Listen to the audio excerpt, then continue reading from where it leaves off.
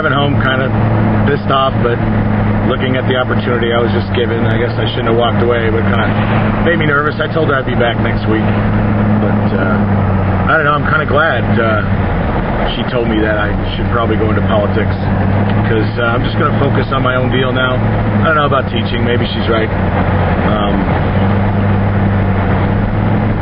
Maybe it's about preaching.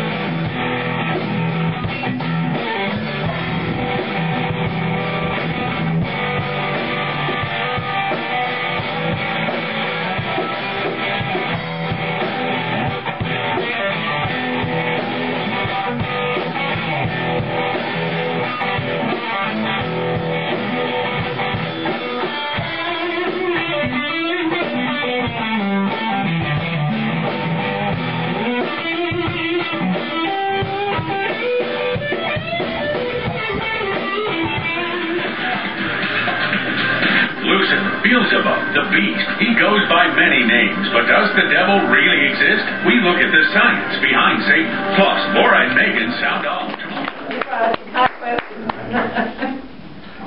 How's everybody doing?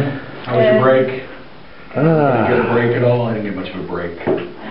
No rest for the wicked. Valuing sleep lately. I think that's what happens after 45. Sometimes I just relish in it and lock the door lately.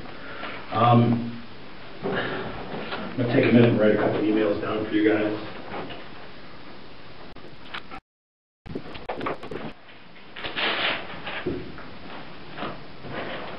All right, these are the emails of Diane Bryant and Brian Bryant. Does anybody know who they are?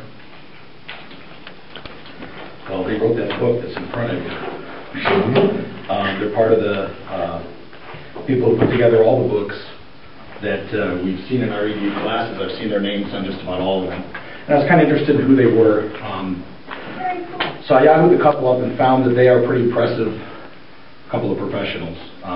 And I've had my problems with a lot of the stuff in there that's bothered me as far as my morals and all that. But after reading about this couple, they're just an amazing couple. They run the Council for Learning Disabilities. Rick's going to read you their mission statement out of Texas. And here's the Council for Learning Disabilities mission statement. They are an international organization that promotes evidence-based teaching, collaboration, research, leadership, and advocacy. CLD is composed of professionals who represent diverse disciplines and are committed to enhancing the education and quality of life for individuals with learning disabilities and others who experience challenges in learning. If you wish to become more actively involved in CLD, check out a local state chapter in your area. Chapter sponsors local and regional activities for individuals who want to keep current with the rapidly growing information about people with learning disabilities. They also provide the opportunity for professionals to come together for discussion and camaraderie. That sounds like quite a mission, doesn't it? Yeah. I think what's pretty cool about when you go to find people like this, they're just an amazing couple. If you want to look them up online, they've done a lot of work for kids, and if I could even get like a third of the way to where they are, I'll be happy. This week I was assigned pages 179 and 180 dealing with the development, implementation, and evaluation of an IEP. They went over, actually by now there should have been 4 people ahead that would have filled you into what an IEP is, but Ray just brushed on it lightly because we've got some people that aren't here. So Rick's going to give you the definition from Wikipedia for the IEP, the Interpersonal Education Program. Alternatively, that word. Alternatively, thank you, called an individualized education plan, individual education plan, or some combination thereof. This is a legally binding document that spells out exactly what special education services your child will receive and why. It will include your child's classification, placement, services such as one-on-one aid and therapies, academic and behavioral goals, a behavior plan if needed, percentage of time in regular education, and progress reports from teachers and therapists. After the identification and classification of a child's disability, the team assembled and responsible by contract for the development of a special child's needs begins to exchange ideas and opinions and develop the child's IEP, individualizing and sculpting an outline for the child's future education needs. Once that's done, the IEP has to be accepted, and amendment borderlines and boundaries have to be agreed on. And Rick's going to read us that now. An initial IEP must be accepted and signed by a parent or guardian before any of the outlined services may begin. However, parents, guardians need not sign any paperwork when it is initially proposed. Formerly, they had 30 calendar days to take the paperwork home for their consideration. Recent changes have instituted the 11th day rule. The IEP must be signed or appealed after 10 days, or the school can implement the most recent version. The IEP is never set in stone. Any member of the team may call a meeting at any time to edit the IEP. All right, the next part is the implementation of the plan, which means actually starting to get it rolling. I'm going to read this one if that's okay with you, Rick. Sure. After the IEP is developed and placement is determined, the child's teachers are responsible for implementing all educational services, program modifications, or supports as indicated by the individual education plan. Schools must have an IEP in effect at the beginning of the school year. Initial IEPs must be developed within 30 days of the determination of eligibility, and the services specified in the child's IEP must be provided as soon as possible after the IEP is developed.